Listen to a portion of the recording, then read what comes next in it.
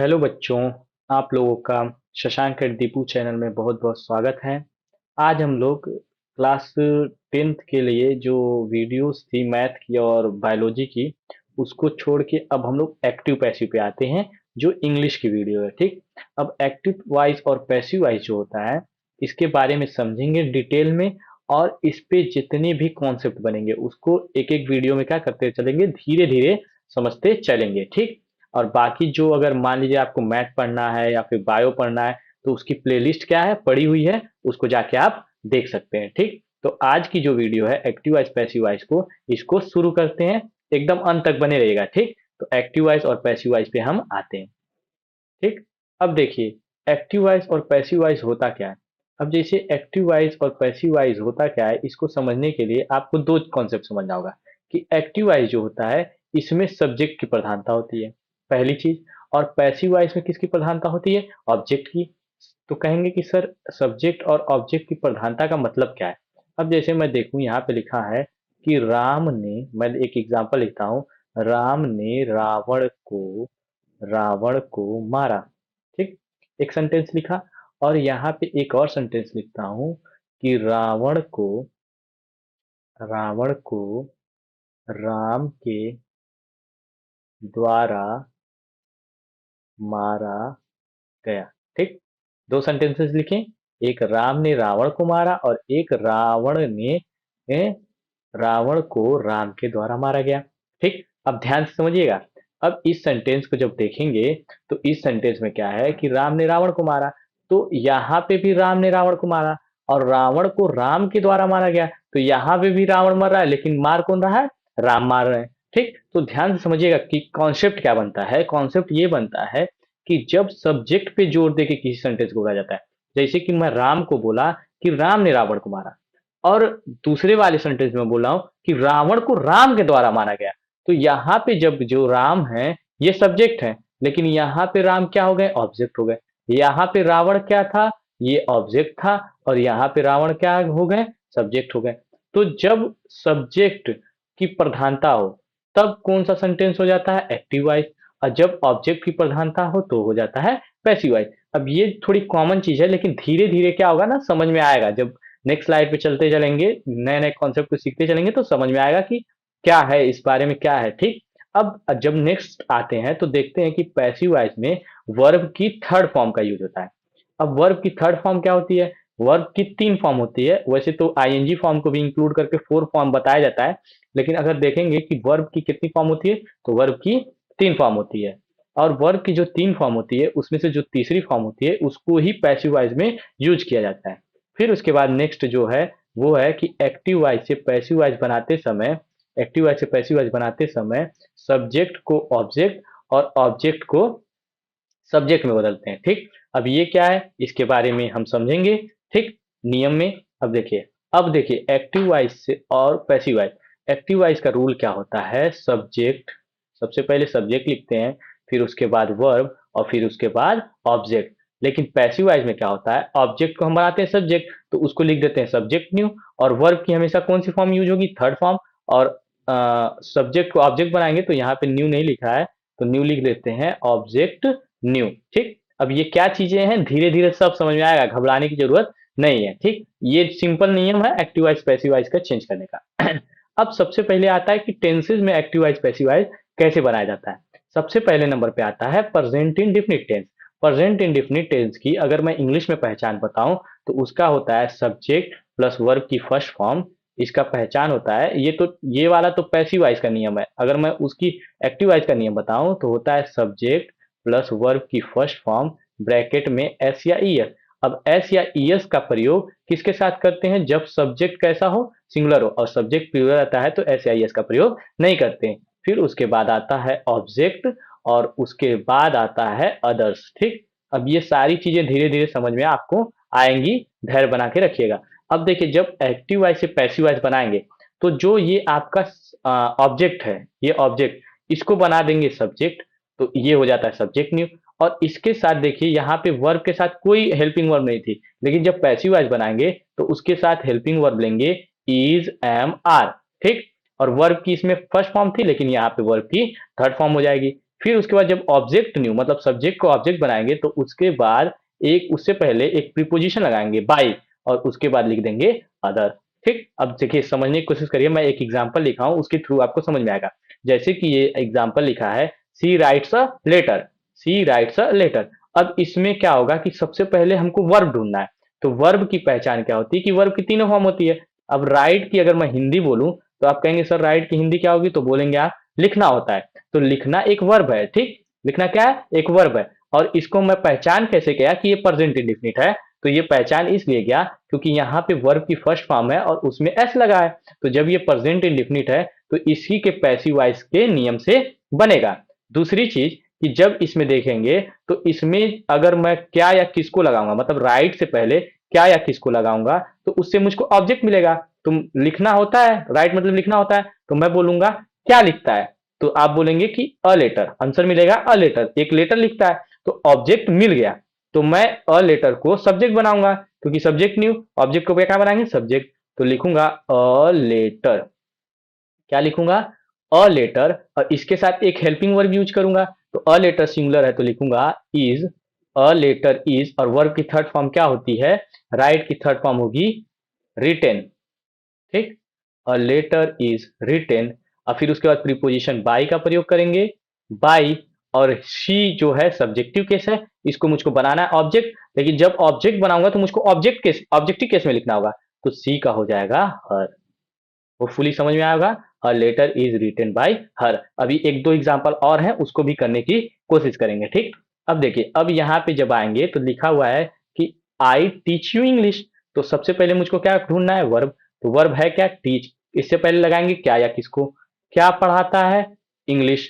किसको पढ़ाता है, तुम्हें। कहेंगे सर इसमें दो दो ऑब्जेक्ट, हाँ दो दो ऑब्जेक्ट, एक तो हो गया इंग्लिश और एक हो गया यू। तो अब चाहे यू को सब्जेक्ट बनाइए या इंग्लिश को, किसी को भी बना सकते हैं। अब मैं यू को बनाता हूं, ठीक, तो सबसे पहले मैं लिखूंगा यू। ठीक, अब यू का ऑब्जेक्टिव और सब्जेक्टिव केस दोनों एक ही होता है तो यू लिख दिया। अब इसके साथ helping verb is am are में से यूज करेंगे। तो यू है प्लूरल तो इसके साथ हमेशा आता है आर, यू आर। टीच का थर्ड फॉर्म, क्योंकि वर्ब की थर्ड फॉर्म लगती है तो लिखेंगे T A U G H T, taught, you are taught. फिर उसके बाद इंग्लिश को लिख देंगे इंग्लिश, इंग्लिश बाई, क्योंकि प्रीपोजिशन बाई का यूज करेंगे। और फिर आई का ऑब्जेक्टिव केस का क्या हो जाएगा, मी। ठीक, बन गया एकदम सिंपल। फिर उसके बाद अगला सेंटेंस है आई प्ले फुटबॉल। तो सबसे पहले मैं फुटबॉल को लिखूंगा, तो लिखूंगा फुटबॉल, फुटबॉल, क्योंकि अब फुटबॉल लिख दिया, क्या खेलता है, फुटबॉल। तो फुटबॉल ऑब्जेक्ट मिल गया तो इसको बना दिए सब्जेक्ट। इसके साथ लगाऊंगा इज, प्ले का हो जाएगा थर्ड फॉर्म प्लेड। फिर उसके बाद बाई, प्रीपोजिशन बाई, आई है सब्जेक्ट, इसको बनाएंगे ऑब्जेक्ट। तो जब ऑब्जेक्ट बनाएंगे तो आई का हो जाएगा ऑब्जेक्टिव केस मी। ठीक, होपफुली ये दोनों सेंटेंसेस आपको समझ में आएंगे। अगर एक से दो बार देखेंगे एकदम सब क्लियर हो जाएगा। ठीक, अब उसके बाद आता है some active voice to change passive voice. ये जो चारों है मैं आपके होमवर्क के लिए लिखा हूं। तो अगर आपको समझ में आया हो तो इन चारों को बना के कमेंट बॉक्स में क्या करिए, ड्रॉप कर दीजिए। जिसका सही रहेगा उसके कमेंट को मैं पिन कर दूंगा। ठीक, एक्टिव पैसिव को स्टार्ट करने के लिए जो पिछली क्लास में पढ़े थे उसको थोड़ा सा एक ओवरव्यू ले लेते हैं।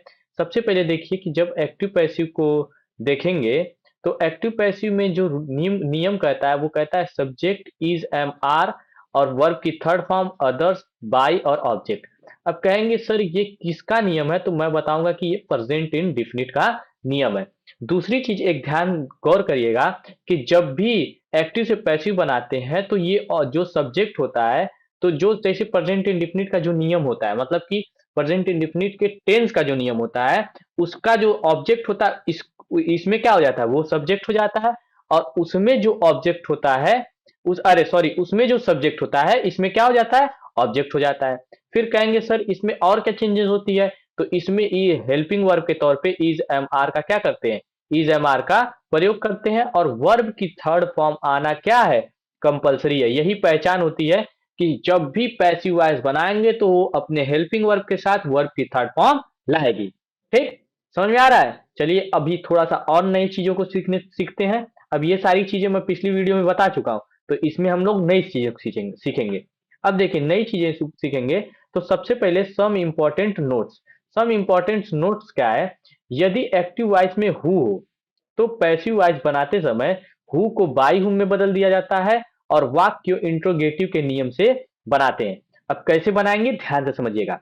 सबसे पहले जब इसको देखेंगे तो यहां लिखा हुआ है हु स्पीक इंग्लिश हियर। क्या लिखा है? Who speaks English here. तो सबसे पहले मैं बोला था कि जब भी एक्टिव से पैसिव वॉइस बनाते हैं तो हमको सबसे पहले वर्ब को पकड़ना है। अब इसमें वर्ब है क्या? स्पीक्स। तो कहेंगे कि सर कैसे पता चल गया? स्पीक मतलब क्या होता है? स्पीक मतलब बोलना। क्या होता है? बोलना। और लास्ट में शब्द के आ रहा है ना, तो इससे पता चल गया कि ये एक वर्ब है। बोलना जैसे ही पता चल गया तो बोलना को पता करते ही हम इससे पहले क्या या किसको लगाएंगे। तो क्या बोलता है तो मिलेगा एक शब्द मिलेगा यहाँ पे। क्या बोलता है? इंग्लिश बोलता है। तो ये तो मुझको मिल गया ऑब्जेक्ट। लेकिन एक नया चीज ध्यान दीजिएगा। लेकिन अगर मैं पूछूं कि कौन बोलता है, मतलब कि कौन इंग्लिश बोलता है, तो कोई मिल रहा है यहाँ पे? कोई नहीं मिल रहा है भाई। कौन इंग्लिश बोलता है? तब तो आप कंफ्यूज हो गए कि नहीं हो गए? तो जब भी हु वाले सेंटेंस आते हैं तो हु वाले सेंटेंस में क्या कंडीशन अप्लाई होती है कि हु वाले सेंटेंस में सब्जेक्ट तो नहीं होता लेकिन ऑब्जेक्ट होता है। अब कहेंगे सर जब सब्जेक्ट नहीं होगा तो उसको हम ऑब्जेक्ट बनाएंगे कैसे? तो हम क्या करते हैं, हु को ही बना देते हैं ऑब्जेक्ट और उसको हु को बदल देते हैं। यहाँ पे मैं लिखा हूं हु को बदल देते हैं बाई हुम में। किस में बदल देते हैं? बाई हुम में। हु को बना देंगे हम ऑब्जेक्ट। तो हम लिखेंगे हु को जब ऑब्जेक्ट बनाएंगे तो लिखेंगे बाई हुम। क्या लिखेंगे? बाई हुम। और उसके बाद इंट्रोगेटिव का नियम होगा तो बाई हुम के साथ इज या एम या आर लगेगा। अब ये बताइए कि इंग्लिश सिंगुलर है कि प्लूरल? तो आप कहेंगे सर सिंगुलर है तो इसके साथ क्या लगेगा? इज लगेगा। बाई हुम इज। अब इंग्लिश सिंगुलर है तो इसके साथ जैसे ही लग गया इज तो इसके बाद ये है ऑब्जेक्ट तो क्या बन जाएगा? सब्जेक्ट। तो बाई हुम इज इंग्लिश। ठीक। और फिर उसके बाद अदर्स क्या है? हियर। लेकिन वर्ब की थर्ड फॉर्म का तो भी प्रयोग करना है तो स्पीक्स का क्या हो जाएगा? स्पोकन। स्पोकन वर्ब की थर्ड फॉर्म जरूर लगाइएगा। बाई हुम is English spoken here. Spoken here. अब कहेंगे आप कि सर इसमें ये तो बना दिए लेकिन एक चीज बताइए सर कि क्या इसमें बाई का प्रयोग होगा? नहीं होगा क्योंकि बाई का प्रयोग तो हम यहाँ कर दिए थे क्योंकि हमने हु को हुम में चेंज कर दिया था और इसी को क्या बना दिया था? ऑब्जेक्ट बना दिया था क्योंकि इस सेंटेंस में सब्जेक्ट तो था ही नहीं। ठीक। नेक्स्ट सेंटेंस पे चलते हैं, थोड़ा सा और क्लियर होगा। मैं जब भी आपको ये एक्टिव वाइज पैसिव वाइज पढ़ाऊं तो आप एक कॉपी पेन लेके बैठे रहा करिए। जैसे मैं पहला एग्जांपल लगा दिया, वीडियो को पॉज करिए, दूसरा एग्जांपल आप खुद ट्राई करिए। फिर उसके बाद जब मैं बताऊंगा तो वीडियो को प्ले करिए और उसमें मिलाइए कि सही है या फिर नहीं। अब देखिए यहाँ पे लिखा हुआ है who does not help you today.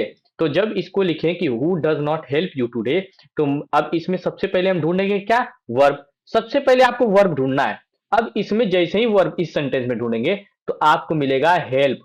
पूछेंगे कि सर कैसे आपको पता चल गया कि हेल्प वर्ब है? तो हेल्प की अगर मैं हिंदी कहूं तो हेल्प मतलब होता है सहायता करना। क्या होता है? सहायता करना। अब जैसे ही ना आ गया सहायता करना, करना आ गया मतलब कि ये एक वर्ब है, ये एक पहचान है वर्ब की। दूसरी चीज कि हेल्प की जो होती है वो तीनों फॉर्म होती है। पूछेंगे कि सर कौन कौन सी इसकी तीनों फॉर्म क्या होती है? तो हेल्प, हेल्प्ड, हेल्प्ड। तो वर्ब ही ऐसा होता है वर्ड जिसके तीनों फॉर्म होते हैं। तो वर्ब मिल गया तो अब वर्ब से पहले हम क्या या किसको लगाएंगे? क्या ढूंढने के लिए? ऑब्जेक्ट। तो किसकी सहायता करता है?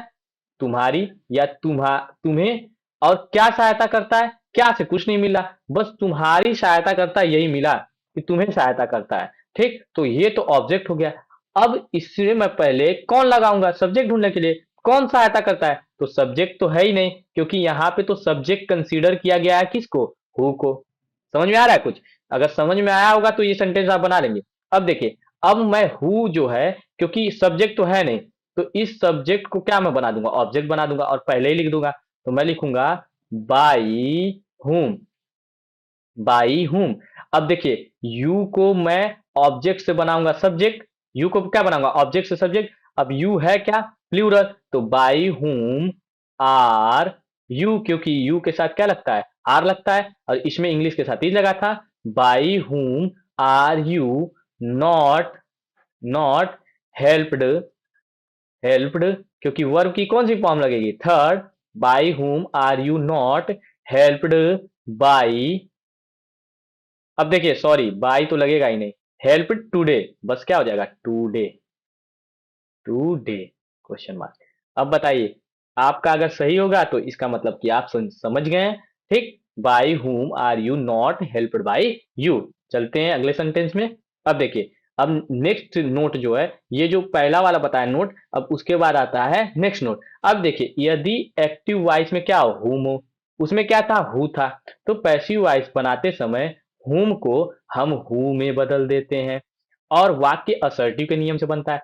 अगर हु आया था तो मैं उसको बदल देता बाई हुम में, और हुम आएगा तो किस में बदल देंगे, हु में।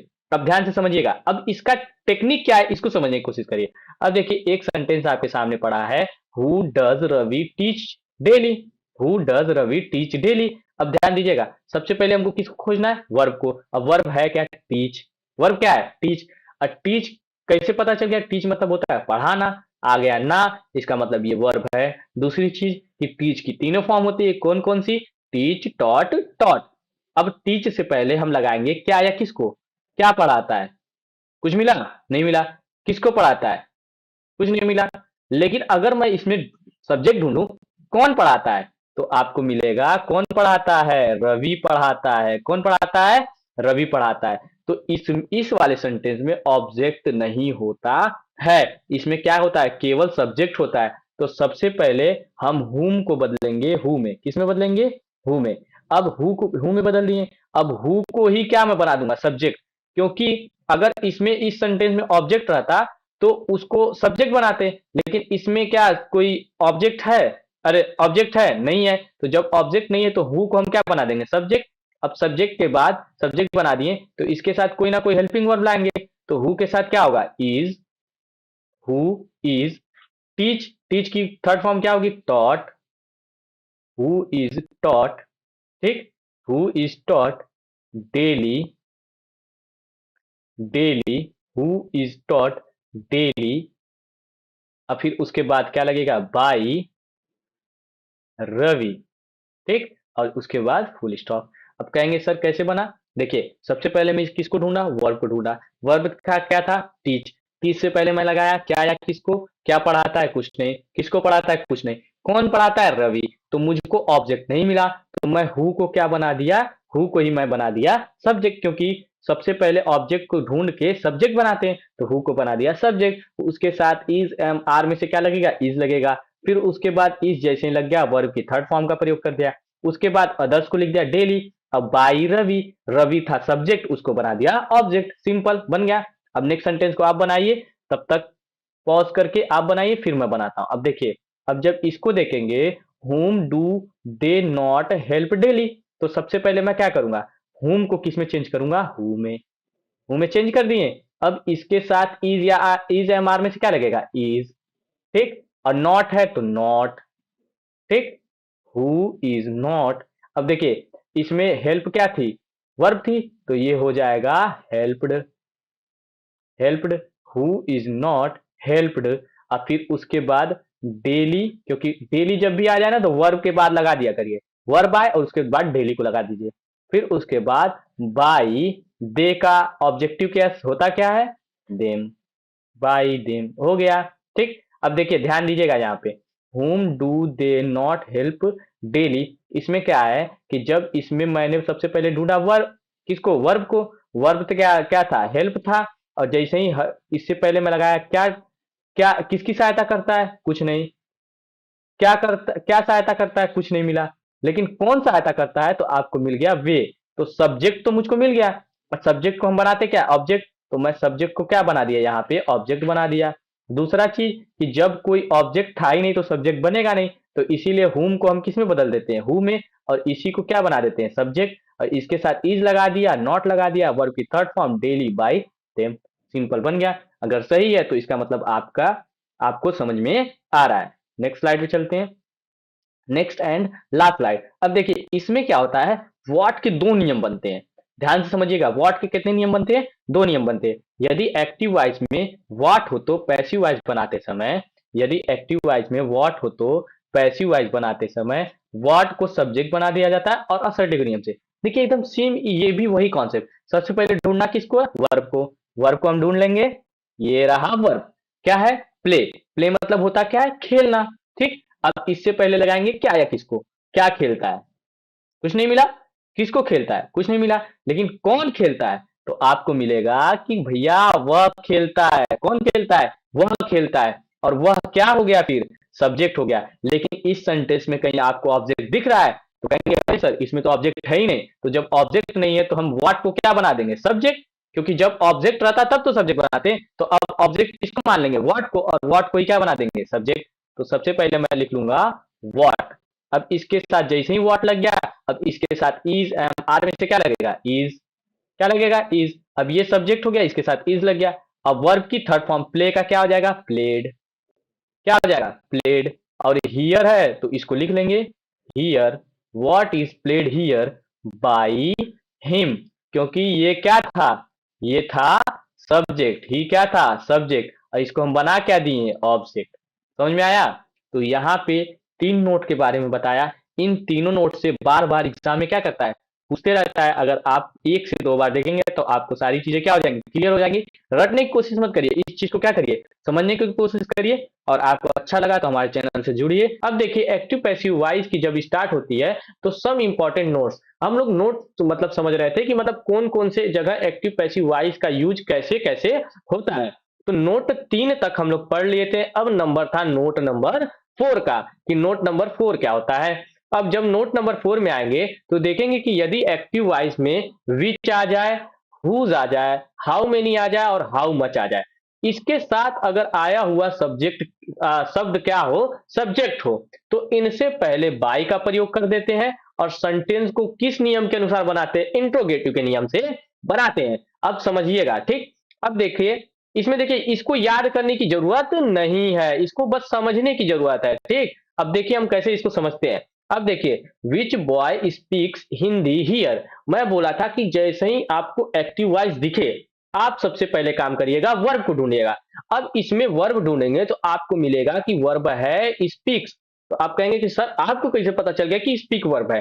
तो स्पीक मतलब होता है बोलना। स्पीक मतलब होता है क्या? बोलना। अब जैसे ही आप बोले कि बोलना होता है तो लास्ट में आया ना, तो इसका मतलब ये वर्ब है। दूसरी चीज कि अगर इंग्लिश में हम पहचान देखेंगे तो स्पीक, स्पोक, स्पोकन, इसकी तीनों फॉर्म होती है। तो वर्ब भी ऐसा वर्ड होता है या शब्द होता है जिसकी तीनों फॉर्म होती है।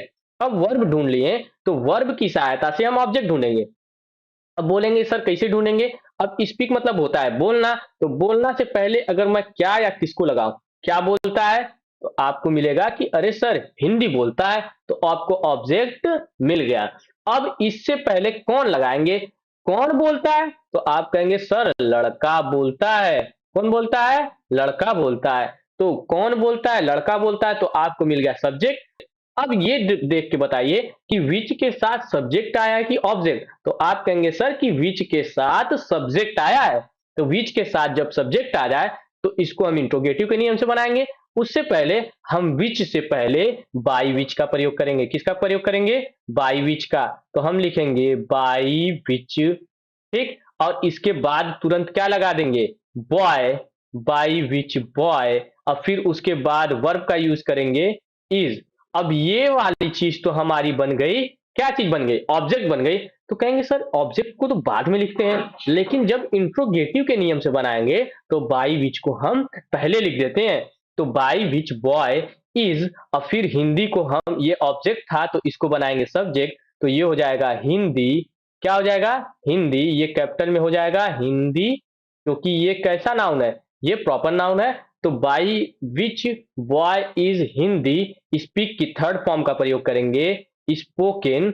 क्या हो जाएगा? स्पोकन। और हियर है तो इसको लिख देंगे हियर। और उसके बाद question mark. By which boy is Hindi spoken here. आपका एक्टिव से पैसिव बन गया। दूसरी चीज ये ध्यान दीजिएगा कि जब आप एक्टिव से पैसिव बनाते हैं इन सेंटेंसों का, तो आपको बस ये चीज देखना है कि ये जो विच है ना, इसके साथ आने वाला शब्द कैसा है। तो अगर इसके साथ आने वाला शब्द अगर सब्जेक्ट हो जाएगा तो हम इंट्रोगेटिव के नियम से बना देंगे।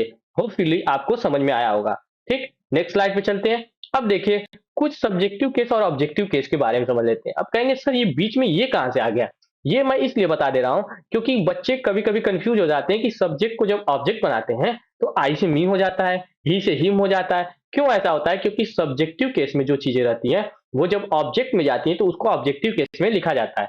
तो इसको लर्न कर लीजिएगा कि आई का ऑब्जेक्टिव केस मी, ही का होता है हिम, शी का होता है हर, इट का होता है इट, वी का होता है अस, यू का होता है यू, दे का देम, और हु तो ये हु तो दिया है, लेकिन याद कर लीजिए हु का हुम होता है, इसका इसकी उतनी जरूरत नहीं थी। बस यहां तक आप क्या कर लीजिएगा, लर्न कर लीजिएगा कि ये सब्जेक्टिव से ऑब्जेक्टिव केस में ऐसे चेंज होता है। ठीक, नेक्स्ट स्लाइड पे चलते हैं।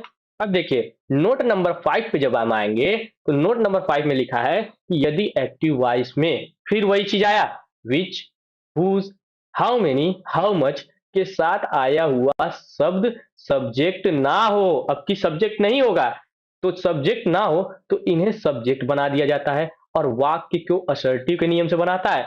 अब देखिए ध्यान समझिएगा, मैं बोला था कि अगर which, whose, how many, how much के साथ अगर आ जाए सब्जेक्ट, तो अगर आ गया सब्जेक्ट तो उसको ऊपर वाले नोट। अब ये देखिएगा, अब सर कहेंगे कि सर इसको पहचानेंगे कैसे सब्जेक्ट आए कि ऑब्जेक्ट? अब इस सेंटेंस को देखेंगे तो यहाँ पे वर्ब हमको ढूंढना है।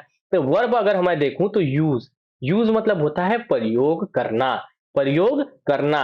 तो जैसे ही आ गया प्रयोग करना तो वर्ब आ गया। तो जैसे ही वर्ब की पहचान कर लिए तो इससे पहले क्या या किसको लगाएंगे? क्या यूज करता है? तो आपको मिलेगा सर पेन यूज करता है। कौन यूज करता है? तो मिलेगा वह यूज करता है। अब कहेंगे कि सर यहाँ पे तो whose के साथ जो आया है वो ऑब्जेक्ट है न कि सब्जेक्ट है। तो वही चीज तो कहा है कि सब्जेक्ट ना हो। तो अब देखिए अब नियम थोड़ा सा चेंज हो जाएगा। तो नियम कैसे चेंज होगा इसको समझिएगा। अब सबसे पहले हम क्या करेंगे कि असर्टिव के नियम से जब बनाएंगे तो whose को तो हम whose रहने ही देंगे, हुज को हुज क्या करने रहने देंगे। और इसके साथ जो ये क्या था, ऑब्जेक्ट था, तो इसको बना देंगे सब्जेक्ट। तो ये पूरा क्या हो जाएगा, सब्जेक्ट। हुज पेन, और डज है तो इसका इज एम आर में से इसका हेल्पिंग वर्ब यूज करेंगे। हुज पेन इज, यूज की थर्ड फॉर्म को प्रयोग कर देंगे, यूज्ड बाई, और फिर उसके बाद ही को ऑब्जेक्ट बना देंगे क्योंकि ये था सब्जेक्ट, तो बना दिए him, whose pen is used by him। आपका सेंटेंस हो गया तैयार। तो एक्टिव से पैसिव बना लिए। ठीक, अब इसको क्या करिएगा ना, आप पेन कॉपी लेके बैठा करिए। और जैसे ये सेंटेंस को मैं बनाया, अब इसको जब समझ लिए तो आप क्या करिएगा, वीडियो पॉज करिएगा और बिना देखे इस सेंटेंस को क्या करिएगा, बनाइएगा। और अगर बना लेते हैं तो आपको समझ में आ गया, नहीं बनाते हैं तो फिर दोबारा देख के एक बार समझने की कोशिश करिए। ऐसे ही सीखते हैं। ठीक, नेक्स्ट स्लाइड पे चलते हैं। अब नेक्स्ट स्लाइड पे आएंगे तो इसमें लिखा है नोट नंबर 6, और ये होपफुली मुझको लग रहा है कि लास्ट नोट है। इसको समझिएगा कि यदि एक्टिव वॉइस में डायरेक्ट और इनडायरेक्ट दो प्रकार के ऑब्जेक्ट हो तो पैसिव वॉइस बनाते समय सब्जेक्ट बना दिया जाता है किसी भी एक को। अब कहेंगे सर ये डायरेक्ट और इनडायरेक्ट अचानक से क्या आ गया? अब इसको समझिएगा, ऑब्जेक्ट जो होता है वो दो प्रकार का होता है। ठीक, अब समझिएगा, जैसे कि अगर मैं देखूं ही टीच मी इंग्लिश, अब इसमें टीच जो है वो वर्ब है। अब कहेंगे सर फिर से कि कैसे पहचानिए, टीच मतलब होता क्या है, पढ़ाना। अब पढ़ाना एक क्या है, ना आया, वर्ब है। और टीच की तीनों फॉर्म होती है, टीच, टॉट, टॉट। अब इससे पहले हम लगाएंगे क्या या किसको, तो क्या पढ़ाता है, तो मिल गया मुझको कि भाई इंग्लिश पढ़ाता है। और किसको पढ़ाता है, तो मिलेगा कि मुझको पढ़ाता है। अब कहेंगे सर क्या से भी मिल गया और किसको से भी मिल गया, तो क्या इसमें दो दो ऑब्जेक्ट है? हाँ, दो दो ऑब्जेक्ट है। ये आपकी पहली ऑब्जेक्ट हो गई, ये आपकी दूसरी ऑब्जेक्ट हो गई। सर इसमें डायरेक्ट कौन है, इनडायरेक्ट कौन है? अगर हम क्या से प्रश्न करते हैं और इंग्लिश जैसे मिल गया, क्या से प्रश्न किए तो इंग्लिश मिला, तो उससे जो ऑब्जेक्ट मिलता है वो डायरेक्ट ऑब्जेक्ट होता है। अब किसको से प्रश्न करने पे जो दूसरा ऑब्जेक्ट मिला है वो इनडायरेक्ट ऑब्जेक्ट मिला है। ठीक, होपफुली समझ में आ रही होगी आपकी चीजों को। ठीक, अब इसमें क्या सर दोनों तरीके से बना सकते हैं? हाँ भाई, दोनों तरीके से बना सकते हैं। कुछ नहीं करना है, सबसे पहले मैं इंग्लिश से बनाता हूं या मी से, आप जिससे बोलिए, मी से बना देता हूं मैं। अब देखिए मी है ऑब्जेक्ट, इसको बनाएंगे सब्जेक्ट, तो आई। ठीक, अब फिर आई के साथ हेल्पिंग वर्ब कौन सी लगेगी, एम। टीच का हो जाएगा टॉट, आई एम टॉट। और इंग्लिश है तो इंग्लिश को ऐसे ही रहने दीजिए, English, I am taught English by. और ही था सब्जेक्ट तो इसको बना देंगे ऑब्जेक्ट। और ही का ऑब्जेक्टिव केस क्या होता है, हिम। तो I am taught English by him, एक ये बन गया। अब कहेंगे कि सर इंग्लिश से बना के दिखलाइए, अब इंग्लिश ऑब्जेक्ट है, इसको बनाएंगे सब्जेक्ट, तो ये हो जाएगा इंग्लिश, क्या होगा, इंग्लिश इज, इंग्लिश इज। अब टॉट है तो टॉट को लिख देते हैं, टीच का क्या हो जाएगा, टॉट, TAUGHT, टॉट। अब देखिए यहाँ पे जब भी आप लगाएंगे ना, तो इसके बाद जब आई को लिखेंगे, मतलब मी को लिखेंगे, तो यहाँ पे टू जरूर लगा दीजिएगा, to me, English is taught to me by, और ही का क्या हो जाएगा, हिम। तो आपका दोनों तरीकों से क्या हो गया, बन गया। अब ये सारे इंपॉर्टेंट नोट्स थे, वो आपके कंप्लीट हो गए। अब देखिए एक्टिव वॉइस पैसिव वॉइस में हम लोग प्रेजेंट इंडेफिनिट को बनाना सीख लिए थे, और उससे जुड़े हुए जितने भी कॉन्सेप्ट थे, उससे जुड़े जितने कॉन्सेप्ट थे उसको भी सीख लिए थे। अब जब नंबर आता है प्रेजेंट इंडेफिनिट के बाद, वो नंबर आता है प्रेजेंट कंटिन्यूअस का। अब सारी चीजें सब्जेक्ट ऑब्जेक्ट पहचानना, ये सारी चीजें मैं बता दिया था। अब जैसे ही हम सेंटेंस देखेंगे, तो यहाँ पे लिखा हुआ है we are playing cricket in the evening. अब इस सेंटेंस को देखा, तो इसमें जो हेल्पिंग वर्ब है वो है आर। अब मेन वर्ब क्या है, प्लेइंग। तो जब भी helping verb is am are में से कोई एक हो, और वर्ब की जो मेन फॉर्म हो उसमें आईएनजी लगी हो, मतलब वर्ब की जो मेन फॉर्म है उसमें आईएनजी लगा है, मतलब प्ले होता है और आईएनजी फॉर्म लगा है, प्लेइंग। तो ऐसे टेंस में प्रेजेंट कंटिन्यूअस होता है, तो ये तो एक्टिव वॉइस की पहचान हो गई। अब मुझको इसको बनाना है पैसिव, मुझको क्या बनाना है, पैसिव। तो सबसे पहले मैं क्या करूंगा कि वर्ब को ढूंढूंगा। मैं हमेशा बोलता हूँ आप वर्ब को ढूंढिए। अब वर्ब को ढूंढेंगे, तो यहाँ लिखा हुआ है प्लेइंग। अब प्लेइंग मतलब होता है क्या, खेलना, प्ले मतलब खेलना। तो ना आया तो इसे पहचान के खेलना। अब जैसे ही खेलना मिल गया, मुझको वर्ब मिल गया, तो मैं इससे पहले क्या या किसको लगाऊंगा, तो क्या खेलता है, तो आप बोलेंगे सर क्रिकेट खेलता है। तो मुझको ऑब्जेक्ट मिल गया, क्या मिला, क्रिकेट। तो अब जैसे ही क्रिकेट मिला, तो ऑब्जेक्ट को हम बनाते हैं सब्जेक्ट। ऑब्जेक्ट को क्या बनाएंगे, सब्जेक्ट। तो क्रिकेट को लिखेंगे सबसे पहले, तो हम लिखेंगे क्रिकेट, क्रिकेट।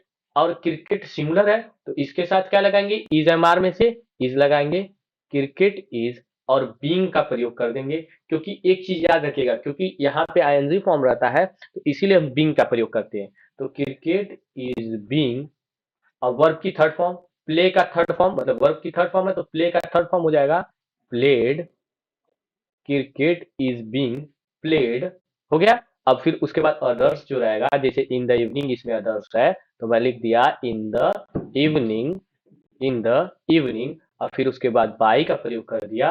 और ऑब्जेक्ट है क्या, ऑब्जेक्ट तो नया रहेगा, तो इसमें प्ले मतलब कौन खेलता है, तो कौन खेलता है, तो वह हम खेलते हैं, कौन खेलते हैं, हम खेलते हैं। तो वी क्या हो जाएगा आपका सब्जेक्ट, और इसको हम बनाएंगे ऑब्जेक्ट। अब मैं बताया था कि वी का ऑब्जेक्टिव केस होता क्या है, अस। ये चार्ट के थ्रू समझाया था, क्योंकि मैं बोला भी था, याद भी कर लीजिएगा। तो यहाँ पे हो जाएगा अस, आपका बनके तैयार। ये था एक्टिव वाइफ, और ये हो गया पैसिव वाइफ। फिर हम इस पे आते हैं। अब देखिए यहाँ पे आ गया नॉट। अब ये जो सेंटेंस है वो निगेटिव है, तो इसमें कुछ नहीं चेंजेस करना है आपको, जैसे मैं बताया वैसे बनाते चले जाइए। सबसे पहले वर्ब को ढूंढिए। अब वर्ब क्या है, टीचिंग है ना। तो इससे पहले क्या है, किसको लगाइए, क्या पढ़ाता है, नहीं मिला। किसको पढ़ाता है, तो आपको मिला तुम्हें पढ़ाता है। किसको पढ़ाता है, तुम्हें पढ़ाता है। तो यू जब मिल गया ऑब्जेक्ट, तो हम इसको बनाएंगे सब्जेक्ट। तो यू, अब इज एम आर में से एक लगा देंगे आर। और जैसे ही हेल्पिंग वर्ब का प्रयोग किया, जैसे ही हेल्पिंग वर्ब का प्रयोग करेंगे, तुरंत उसके बाद निगेटिव जो वर्ड है नॉट को प्रयोग कर देंगे। तो you are not being, you are not being. Teach का थर्ड फॉर्म, टीचिंग का थर्ड फॉर्म, मतलब टीच का थर्ड फॉर्म हो जाएगा taught, TAUGHT। You are not being taught by, by. और आई क्या है, यहाँ पे सब्जेक्ट है, तो हम इसको बना देंगे ऑब्जेक्ट। तो ये बन गया आपका me, you are not being taught by me. Simply क्या हो गया, बन के तैयार हो गया।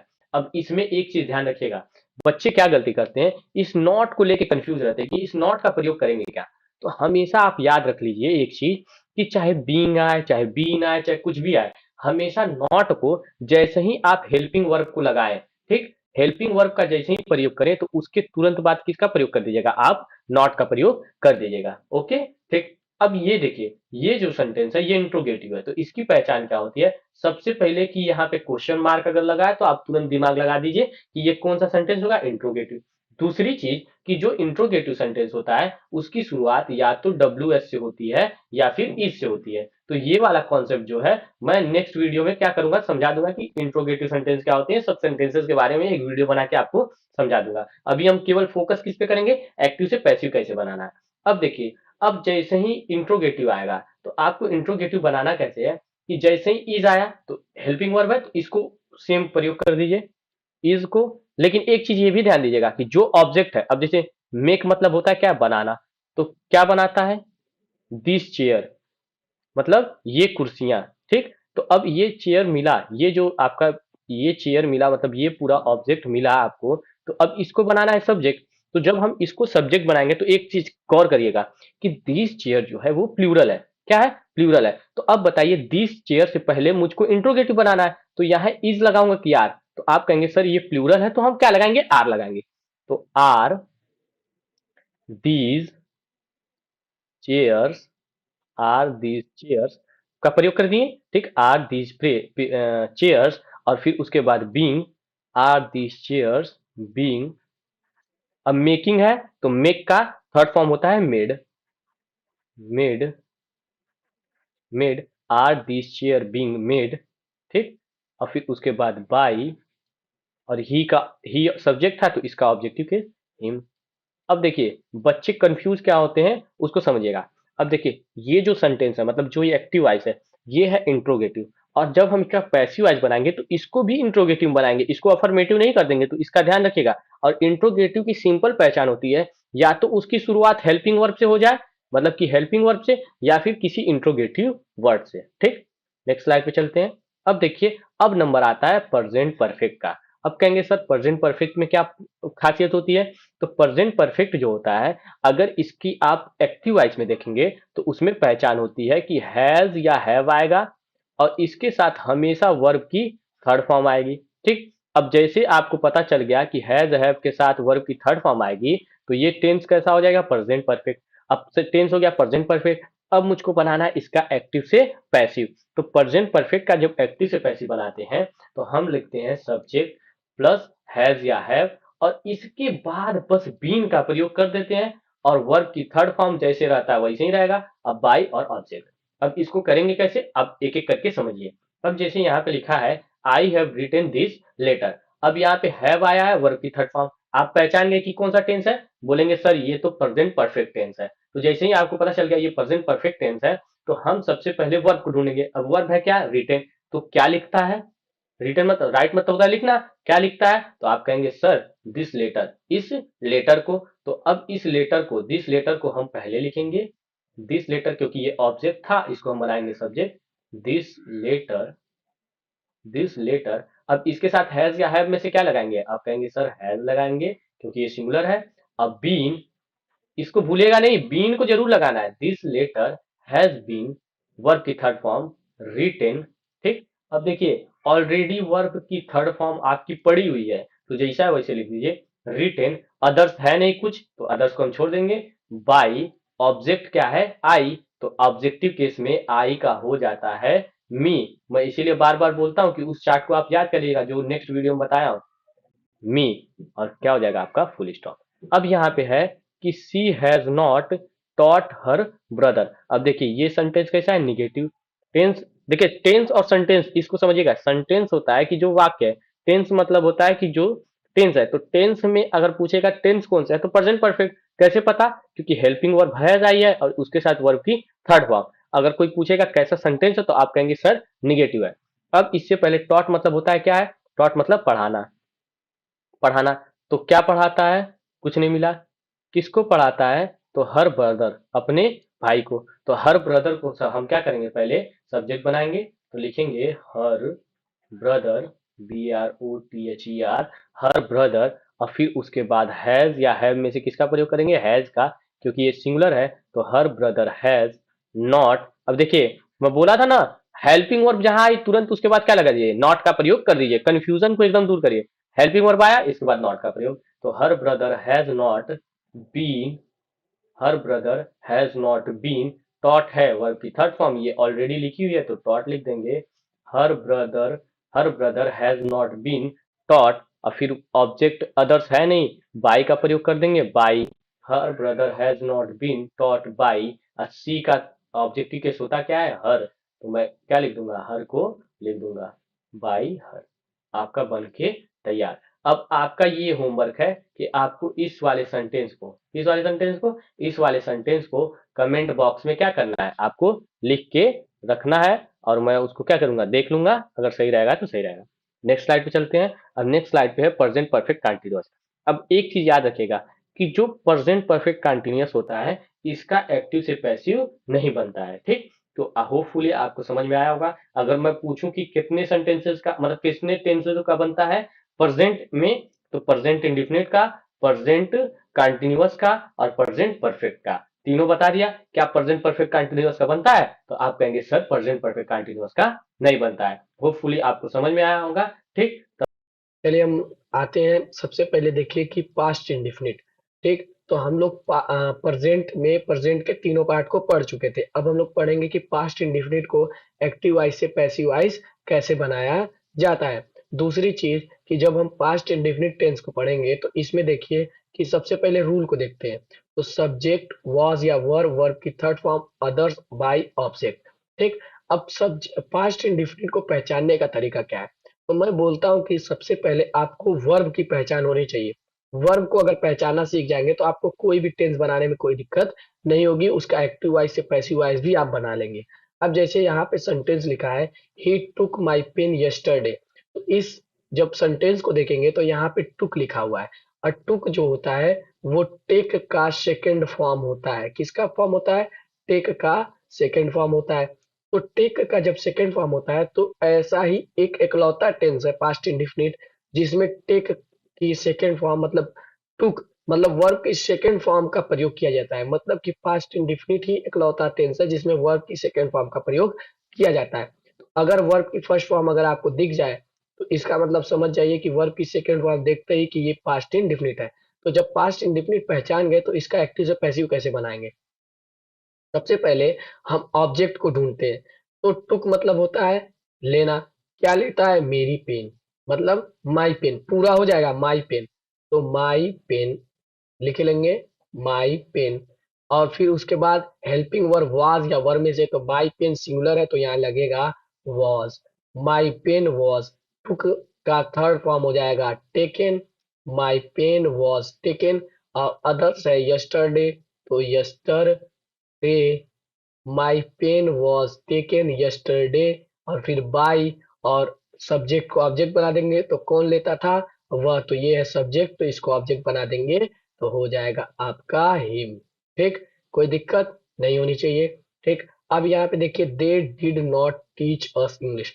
अब देखिए जैसे ही आप डिड देखें तो डिड देखते ही आपको समझ जाना है कि ये पास्ट इंडेफिनिट टेंस है। और पास्ट इंडेफिनिट का एक्टिव से पैसिव बनाने के लिए सबसे पहले हम वर्ब को ढूंढेंगे। तो यहाँ पे है टीच, और टीच मतलब होता है पढ़ाना। क्या पढ़ाता है, इंग्लिश।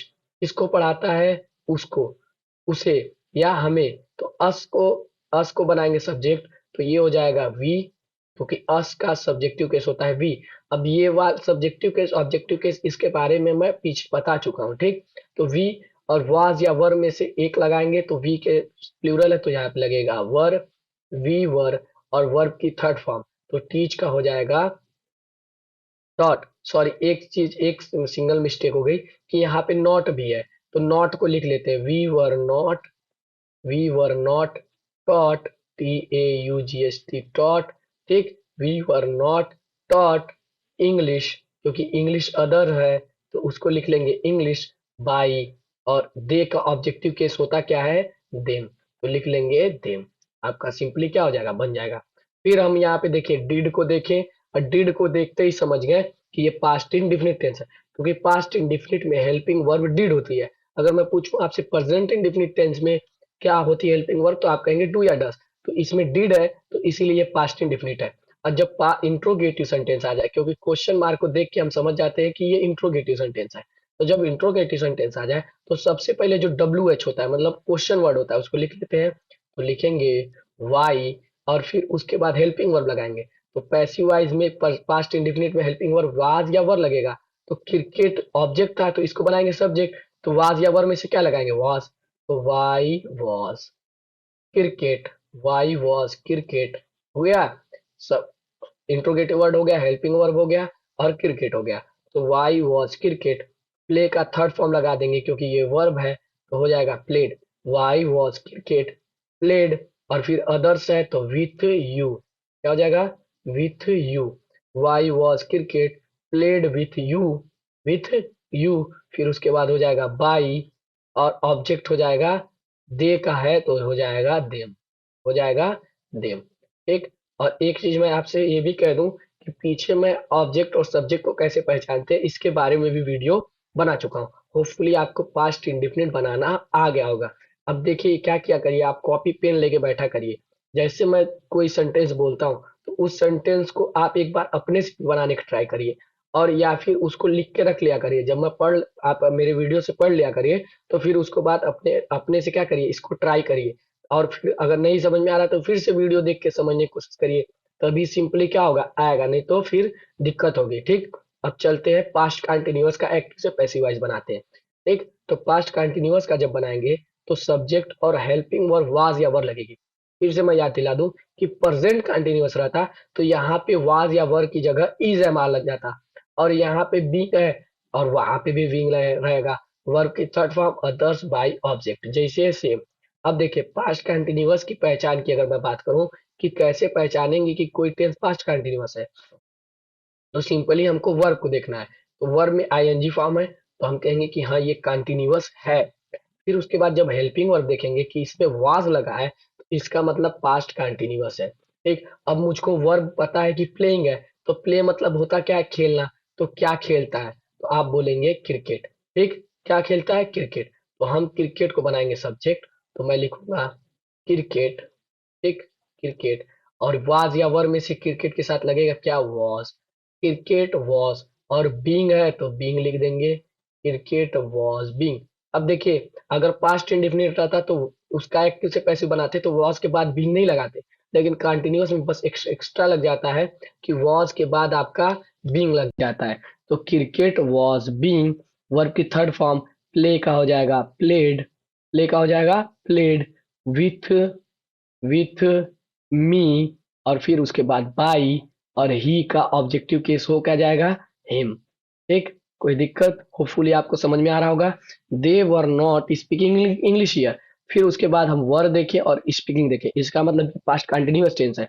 और स्पीक मतलब होता है बोलना, तो क्या बोलता है, इंग्लिश। तो हम इंग्लिश को बनाएंगे सब्जेक्ट, तो इंग्लिश क्या हो जाएगा, इंग्लिश। और फिर उसके बाद देखिए वर है लेकिन इंग्लिश सिंगुलर है तो वाज लगाएंगे, was, English was not, English was not इस, और फिर उसके बाद being, English what not being.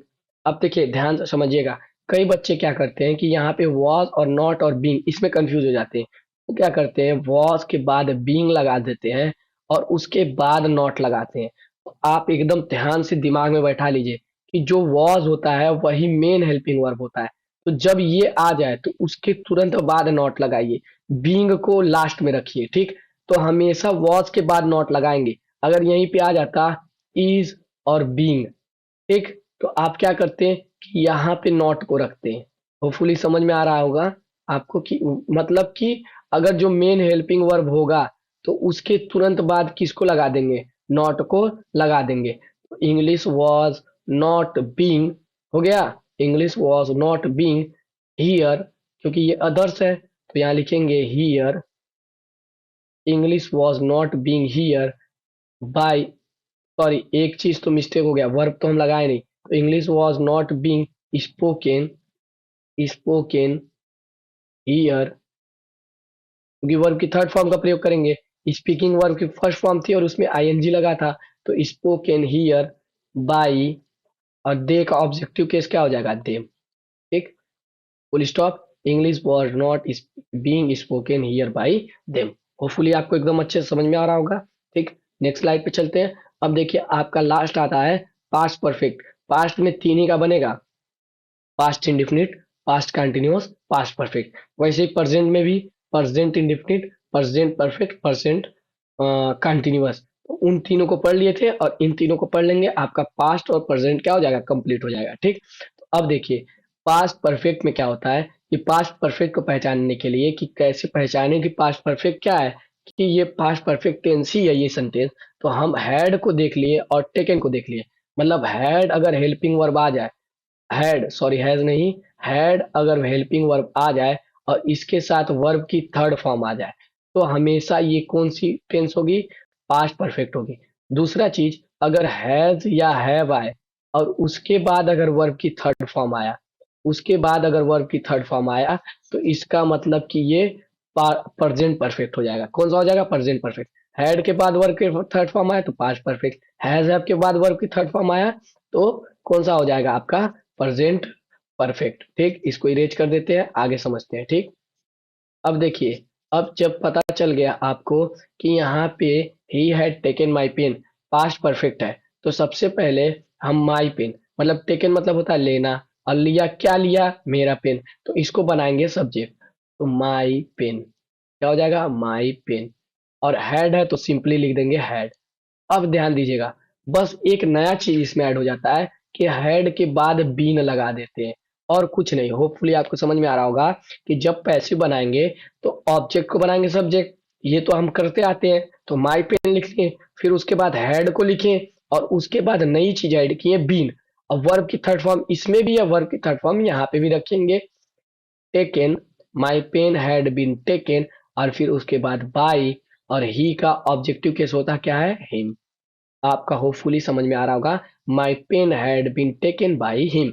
अब देखिए, they had not taught us, तो अब देखिए हैड आया, वर्ब की थर्ड फॉर्म आई है, टॉट मतलब होता है पढ़ाना, क्या पढ़ाता है, कुछ नहीं मिलेगा, किसको पढ़ाता है, तो हमें पढ़ाता है, तो अस को बनाएंगे सब्जेक्ट, तो अस है ऑब्जेक्टिव केस, इसका सब्जेक्टिव बनाएंगे तो हो जाएगा वी, और फिर हैड और नॉट और बीन।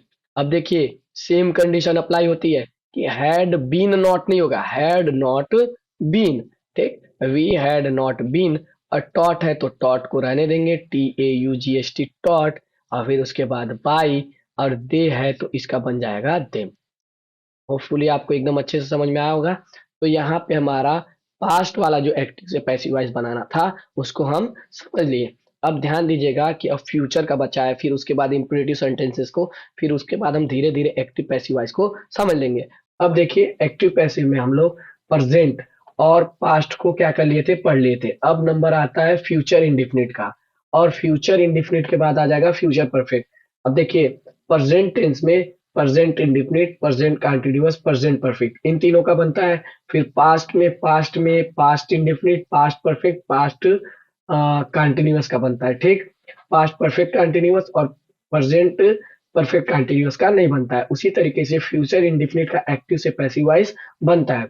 अब देखिए फ्यूचर इंडिफिनिट को जब हम पहचानना सीखेंगे तो उसमें देखेंगे कि फ्यूचर इंडिफिनिट की पहचान होती है विल, और इसके बाद वर्ब की फर्स्ट फॉर्म आती है। ठीक, विल के बाद जब वर्ब की फर्स्ट फॉर्म आ जाए तो उसे कहते हैं फ्यूचर इंडिफिनिट। अब फ्यूचर इंडिफिनिट का जब पर एक्टिव से पैसिव बनाएंगे तो सबसे पहले मैं बोला था कि सबसे पहले आपको वर्ब को ढूंढना है। वर्ब है बीट, बीट मतलब होता है पीटना, क्या पीटता है, कुछ नहीं मिलेगा, किसको पीटता है तो मिलेगा हिम, मतलब उसको पीटता है, किसको पीटता है, उसको पीटता है, तो हिम आपका हो जाएगा ऑब्जेक्ट। तो इसको बनाएंगे हम सबसे पहले सब्जेक्ट, तो जैसे ही इसको सब्जेक्ट बनाएंगे तो हिम का सब्जेक्टिव केस हो जाता है ही, और इसके बाद ही के साथ विल या शैल में से क्या लगेगा, विल लगेगा, तो हो जाएगा ही विल, और फिर उसके बाद बी, उसके बाद बी। अब ध्यान दीजिए, जैसे कि यहाँ पे था सब्जेक्ट और उसके साथ था विल, लेकिन हम ऑब्जेक्ट को बनाए सब्जेक्ट, ही विल बी, और वर्ब की थर्ड फॉर्म, तो वर्ब की थर्ड फॉर्म बीट है तो हो जाएगा बीटेन, क्या हो जाएगा, बीटेन, तो ही विल बी बीटेन। और फिर उसके बाद others, on the way, on the way, और फिर उसके बाद बाई, और दे है सब्जेक्ट, मतलब कौन पीटता है तो वे पीटता है, तो वे है मतलब दे है सब्जेक्ट, तो इसको ऑब्जेक्ट बनाएंगे तो हो जाएगा देम। ठीक, होपफुली समझ में आया होगा, he will be beaten on the way by them, हो गया। ठीक, अब उसी प्रकार हम इसको देखेंगे। फिर मैं बोलूंगा कि फ्यूचर इंडेफिनिट अगर टेंस है तो उसकी पहचान के लिए विल और वर्ब की फर्स्ट फॉर्म अगर दिख जाए तो इसका मतलब फ्यूचर इंडेफिनिट टेंस है। और फिर जैसे ही इसका एक्टिव से पैसिव बनाएंगे तो टीच मतलब होता है पढ़ाना। तो क्या पढ़ाता है? तो कुछ नहीं मिलेगा। किसको पढ़ाता है? हर ब्रदर। हर ब्रदर मतलब उस अपने भाई को या उसके भाई को, ठीक? अपने भाई को, सॉरी अपने भाई को, क्योंकि यहाँ पे सब्जेक्ट हुआ है। तो हर ब्रदर ऑब्जेक्ट है, तो ये पूरा आपका ऑब्जेक्ट हो जाएगा हर ब्रदर। तो her brother, her brother, BROTHER, her brother. और फिर उसके बाद विल। और फिर निगेटिव सेंटेंस है, मतलब कि नॉट लगा है तो यहाँ पे लगाएंगे नॉट। और be, her brother will not B.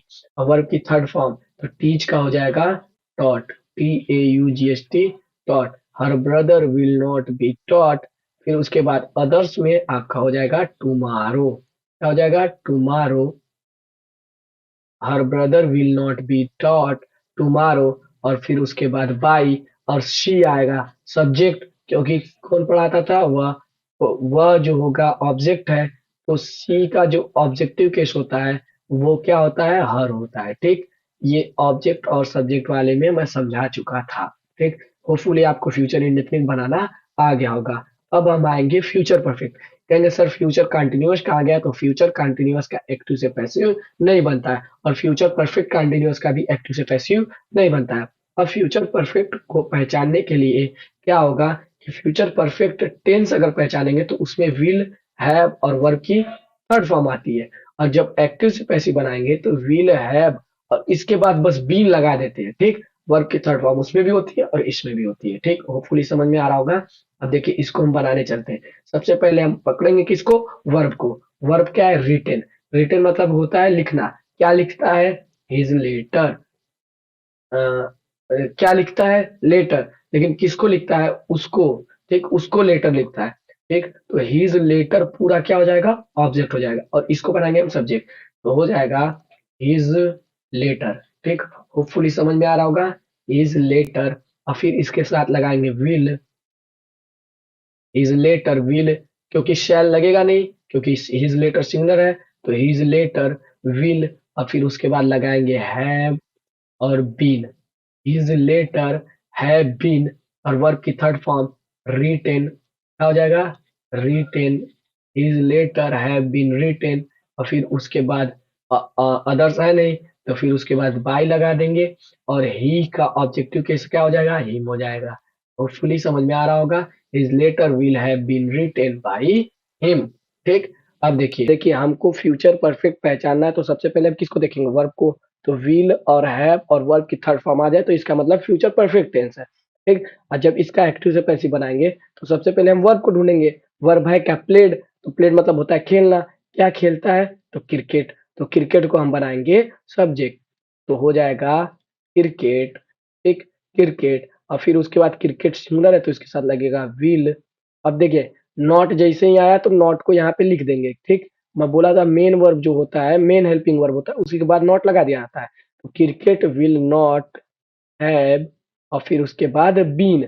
अब देखिए ये यहाँ पे सब कुछ सेम था, बस यहाँ पे बीन एक्स्ट्रा लग गया, ठीक? Cricket will not have been, ठीक? अब प्ले का हो जाएगा प्लेड, ठीक? क्योंकि यहाँ पे वर्ब की थर्ड फॉर्म यहाँ पे भी थी, यहाँ पे भी हो जाएगी। Cricket will not have been played. और फिर उसके बाद इधर मैं लिख देता हूँ बाई, बाई और दे का हो जाएगा देम। तो हो जाएगा cricket will not have been played by them, ठीक? होपफुली आपको एकदम अच्छे से समझ में आया होगा, ठीक? अब देखिए जो टेंसेस थे उनके एक्टिव से पैसिव वॉइस को हम सीख लिए हैं। अब इसके बाद नेक्स्ट वीडियो में हम सीखेंगे कि कैसे इंपरेटिव सेंटेंस या ऑप्टेटिव सेंटेंस का एक्टिव से पैसिव वॉइस बनाया जाता है, ठीक? अब देखिए कुछ ऐसे मतलब वर्ब होते हैं जिनको मॉडल ऑक्सिलरी बोला जाता है, ठीक? सिंपली उनको कुछ नहीं करना है, आप ध्यान से समझते चलिए जो मैं बता रहा हूँ। जैसे कि can, could, may, might, shall, should, will, would, must, ought to, used to, has to, have to, had to, will have to। अब ये सारे और इसके अलावा और भी होते हैं, तो इनको मॉडल ऑक्सिलरी बोला जाता है, ठीक? तो जो मॉडल ऑक्सिलरी होते हैं तो उनका जब हम एक्टिव वॉइस से पैसिव वॉइस बनाते हैं तो कुछ नियम चेंज हो जाते हैं। मतलब कि सेम नियम पे जो टेंसेस के नियम हैं, जैसे अलग अलग टेंस के अलग अलग नियम थे, वैसे मॉडल ऑक्सिलरी के भी एक्टिव से पैसिव बनाना क्या होता है, अलग नियम के अनुसार बनता है, ठीक। दूसरी चीज कि एग्जाम में मॉडल ऑक्सिलरी का एक्टिव से पैसिव वॉइस बनाना जरूर आता है, और आपके बोर्ड के एग्जाम में या फिर कम्पिटेटिव एग्जाम में कंटिन्यूसली मॉडल ऑक्सिलरी का एक्टिव से पैसिव वॉइस पूछा जाता है। अब देखिए यहाँ पे सेंटेंस है कि I can speak I can speak English here, ठीक। ये सेंटेंस दिया हुआ है, ठीक। तो अब इसको हम कैसे एक्टिव से पैसिव बनाएंगे? तो देखिए बाकी नियम तो सेम रहेंगे कि कैसे ऑब्जेक्ट को ढूंढते हैं। तो सबसे पहले मैं बोला था जब भी एक्टिव से पैसिव बनाया जाता है तो आपको वर्ब ढूंढना होता है। तो वर्ब इसमें क्या है? स्पीक है। वर्ब क्या है? स्पीक। और स्पीक मतलब होता क्या है? बोलना। तो मैं बोला था ऑब्जेक्ट कैसे ढूंढेंगे, क्या या किसको लगा के? तो क्या बोलता है? इंग्लिश। क्या बोलता है? इंग्लिश। इंग्लिश ऑब्जेक्ट मिल गया, तो हम इसको लिखेंगे इंग्लिश, लिखेंगे इंग्लिश। और फिर उसके बाद कैन। अब देखिए इसमें टेंसेस में कोई चेंजेस नहीं होगा, मतलब मॉडल ऑक्सिलरी में जो वर्ब है, कैन जो वर्ब है मॉडल ऑक्सिलरी है, इसमें कोई चेंज नहीं होगा। इस कैन को हम सिंपली लिख देंगे, ठीक। और इसके बाद बस हम एक नया चीज ला देंगे, कैन के बाद बी लगा देंगे। और हमेशा पैसिव वॉइस में वर्ब की थर्ड फॉर्म का यूज होता है। तो हम स्पीक की वर्ब की थर्ड फॉर्म होती क्या है? स्पोकन। क्या हो जाएगी? Spoken. English can be spoken. और फिर उसके बाद अदर्स है यहाँ पे, तो हियर, हियर और फिर उसके बाद बाई, और आई सब्जेक्ट है तो ये ऑब्जेक्ट बन जाएगा बाई मी। सिंपली बन गया English can be spoken here by me, ठीक। होपफुली समझ में आ रहा होगा। अब देखिए यहाँ पे निगेटिव, इसको सेम नियम से बनाएंगे। सबसे पहले हम वर्ब को ढूंढेंगे। वर्ब से हमको पता चला कि इंग्लिश क्या है? ऑब्जेक्ट है। तो हम ऑब्जेक्ट को बनाएंगे सब्जेक्ट, तो हो जाएगा आपका इंग्लिश, ठीक। और कैन है तो कैन को मैं बोला था कोई चेंजेस नहीं, कैन को हम कैन ही रहने देंगे। अब देखिए कैन के तुरंत बाद किसको लगा देंगे? नॉट को। कैन नॉट, ठीक। और फिर उसके बाद बी स्पोकन, स्पोकन। अब यहाँ पे हियर था नहीं तो हम हियर को नहीं लिखेंगे, बाई मी, ठीक।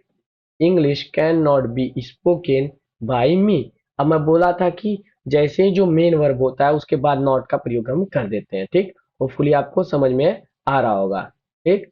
अब उसके बाद नेक्स्ट इस पे आते हैं। देखिए यहाँ पे देखिएगा, अब ये सेंटेंस है interrogative. Thank you sir, interrogative sentence कैसे आप कैसे पहचाने? यहाँ पे वाई लिखा हुआ है इसलिए ये सेंटेंस कैसा है? इंट्रोगेटिव सेंटेंस है, ठीक। अब देखिए इंट्रोगेटिव सेंटेंस को बनाने के लिए सबसे पहले जो इंट्रोगेटिव वर्ड दिया है उसको लिख लीजिए। इंट्रोगेटिव वर्ड है क्या? वाई। तो मैं लिख लूंगा वाई। और फिर उसके बाद कैन, मतलब हेल्पिंग वर्ब हमेशा कैन ही लगेगी, कोई चेंजेस नहीं होगा। Can, why can. फिर उसके बाद सब्जेक्ट को, मतलब ऑब्जेक्ट को सब्जेक्ट बनाएंगे तो ऑब्जेक्ट है क्या? इंग्लिश। तो हम इंग्लिश को लिख लेंगे वाई कैन इंग्लिश, ठीक। Why can English. और फिर उसके बाद नॉट है, क्योंकि इंट्रोगेटिव प्लस निगेटिव है मतलब निगेटिव भी है वर्ड है, तो हम लिख लेंगे नॉट, ठीक। Why can English not. और फिर उसके बाद बस एक नया एक्स्ट्रा चीज लगा देते हैं, क्या? बी। क्या लगा देते हैं? बी, ठीक। होपफुली समझ में आ रहा होगा। Why can English not be spoken, spoken, ठीक। English, why can English not be spoken. Here नहीं है, अदर्स इसमें भी नहीं है तो हियर का प्रयोग नहीं करेंगे, स्पोकन। और फिर उसके बाद बाई का प्रयोग करेंगे, बाई। और यहाँ पे यू था सब्जेक्ट तो इसको बनाएंगे ऑब्जेक्ट, तो हो जाएगा बाई यू, ठीक। और question mark. Why can English not be spoken by you. Hopefully आपको समझ में आया होगा। सबसे पहले आपको मॉडल ऑक्सिलरी जो दिया हुआ है उसको याद कर लेना है कि कौन कौन से मॉडल ऑक्सिलरी होते हैं, ठीक।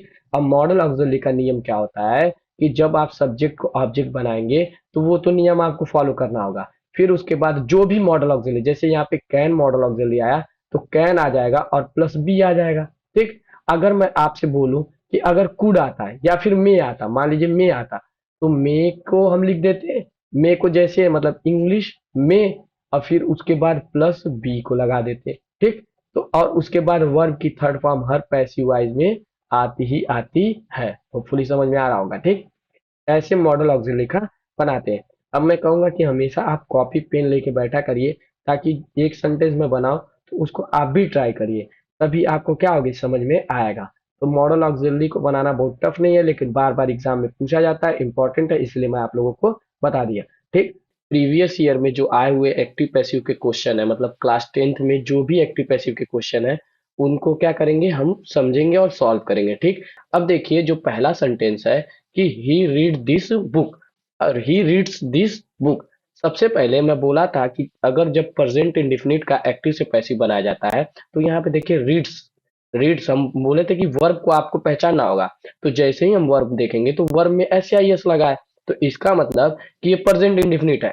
तो प्रेजेंट इंडेफिनिट का जब एक्टिव से पैसिव बनाते हैं तो सबसे पहले मैं बोला था कि एक्टिव से पैसिव बनाने के लिए हमको वर्ब ढूंढना है, वर्ब से हम ऑब्जेक्ट का पता लगाएंगे। तो कौन पढ़ता है, तो वह पढ़ता है। क्या पढ़ता है, तो दिस बुक मतलब इस किताब को। ठीक, तो ये किताब, यह किताब जो है ये हो जाएगा आपका ऑब्जेक्ट, तो हम इसको बनाएंगे सब्जेक्ट। तो हो जाएगा आपका दिस बुक। ठीक, दिस बुक। और जब प्रेजेंट इंडेफिनिट का एक्टिव से पैसिव बनाते हैं तो हेल्पिंग वर्ब इज लगती है। ठीक, और वर्ब की हमेशा थर्ड फॉर्म, तो दिस बुक इज, रीड का थर्ड फॉर्म भी रीड ही होता है। ठीक, दिस बुक इज रीड, इसको बस पढ़ते हैं रेड। ठीक, दिस बुक इज रेड। ठीक, और फिर उसके बाद बाई हिम। ठीक, होपफुली समझ में आ रहा होगा, this book is red by them. दूसरी चीज कि जब मैं इसको बना रहा हूं, ठीक, तो आप भी अपने कॉपी पेन से इसको बनाने की कोशिश करिए। अब फिर उसके बाद जो नेक्स्ट सेंटेंस है वो है लीव द रूम। ठीक, अब इसमें सारे क्वेश्चन मिले मिलाए रहेंगे। ठीक, तो लीव द रूम। अब जैसे ही मैं देखा इस सेंटेंस को तो मेरे दिमाग में आया कि लीव मतलब ये वर्ब की फर्स्ट फॉर्म है, और वर्ब की जब फर्स्ट फॉर्म शुरू में ही आ जाए, मतलब सब्जेक्ट ना कुछ नहीं आया, सीधे वर्ब की फर्स्ट फॉर्म आ गई, तो इसका मतलब इंपरेटिव सेंटेंस है। और इंपरेटिव सेंटेंस को मैं दो तरीके से बनाना बताया था, एक लेट लेट के माध्यम से और एक शुड बी के माध्यम से। तो हम लेट की मदद से बनाते हैं। तो सबसे पहले मैं बोला था कि अगर लेट की मदद से बनाएंगे तो हम लिखेंगे लेट।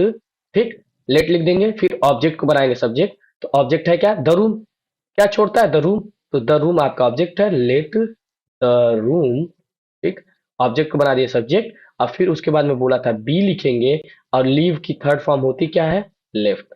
ठीक, लीव की थर्ड फॉर्म लेफ्ट। तो the let the room be left, simply हो गया। ठीक, अब चाहे, ठीक, तो यहाँ पे जो लेफ्ट है इसके बाद बाई यू भी आप लगा सकते हैं, आपकी मर्जी है। नहीं भी लगाएंगे, जैसे मान लीजिए इसको नहीं भी लगाए तब भी आपका सेंटेंस सही है। ठीक, मैं ये आपको पहले भी बता चुका हूँ कि let the room be left. हो गया सेंटेंस पूरा। उसके बाद थर्ड नंबर जो आपका सेंटेंस है, they have won the match. तो अब जैसे ही मैं देखा हैव, तो हैव देखते ही, हैव और वर्ब की थर्ड फॉर्म देखते ही मुझको समझ में आ गया कि ये प्रेजेंट परफेक्ट टेंस है। ठीक, और जैसे ही समझ गया कि प्रेजेंट परफेक्ट है तो इसका एक्टिव से पैसिव बनाएंगे कैसे। तो सबसे पहले हमको ऑब्जेक्ट ढूंढना है। तो वॉन मतलब होता है जीतना। क्या जीतता है, मैच। तो मैच को हम बनाएंगे सब्जेक्ट। तो द मैच, इसको बनाएंगे सब्जेक्ट, द मैच। ठीक, द मैच। और फिर उसके बाद द मैच सिंगुलर है तो हमको हेल्पिंग वर्ब लगानी है, तो हम द मैच के साथ लगाएंगे हैज। और फिर उसके बाद मैं बोला था बीन। ठीक, क्योंकि इसमें बीन लगाते हैं। ठीक, तो द मैच हैज बीन, और वर्ब की थर्ड फॉर्म, तो विन वॉन वॉन, वर्ब की थर्ड फॉर्म वॉन ही होगी। तो वॉन है तो वॉन। तो the match has been won. और फिर उसके बाद बाई, और सिंपली सब्जेक्ट को ऑब्जेक्ट, सब्जेक्ट है क्या, दे, तो इसका ऑब्जेक्टिव हो जाएगा, ऑब्जेक्टिव केस देम। तो the match has been won by them. फिर उसके बाद है सेंटेंस कि people always admire the freedom fighter. अब इसको जब हम बनाएंगे तो एडमायर जो है ये वर्ब की फर्स्ट फॉर्म है, और वर्ब की फर्स्ट फॉर्म देखते ही हमको समझ में आ जाएगा कि ये जो टेंस बनेगा ये होगा प्रेजेंट इंडेफिनिट। अब प्रेजेंट इंडेफिनिट को जब बनाएंगे तो सबसे पहले ऑब्जेक्ट ढूंढेंगे, तो द फ्रीडम फाइटर को हम लिख लेंगे। तो लिखेंगे the freedom, the freedom fighters, the freedom fighters, the freedom fighters. अब देखिए क्योंकि ये प्रेजेंट इंडेफिनिट है तो इसके साथ या तो इज हेल्पिंग लगेगी, नहीं तो आर, नहीं तो एम। तो फ्रीडम फाइटर्स जो है वो प्लूरल है तो हम लगाएंगे आर। ठीक, हेल्पिंग वर्ब लगाएंगे आर। और एडमायर्ड है तो एडमायर है तो एडमायर की थर्ड फॉर्म एडमायर्ड हो जाएगा। तो the freedom fighter are admired, admired. ठीक, एडमायर्ड। अब देखिए एक चीज तो मैं भूल ही गया, देखिए ऑलवेज भी सेंटेंस में है, तो जब ये ऑलवेज जब हो ना तो इसको हमेशा याद रखिएगा कि वर्ब से पहले ऑलवेज को लिख देते हैं। ठीक, होपफुली समझ में आ रहा होगा, यहाँ पे ऑलवेज में मिस कर गया था, तो ऑलवेज को हम पहले लिख देंगे। तो the freedom fighter, the freedom fighters are always, ठीक, ऑलवेज एडमायर्ड। होपफुली समझ में आ रहा होगा, एडमायर्ड। ठीक, अब देखिए एक चीज यहाँ पे ध्यान दीजिएगा कि यहाँ पे जो आपका सब्जेक्ट है वो पीपल है, लेकिन जब हम एक्टिव से पैसिव बनाते हैं तो आपका जो पीपल होता है उसको बाई पीपल नहीं लिखते हैं, उसको छोड़ देते हैं।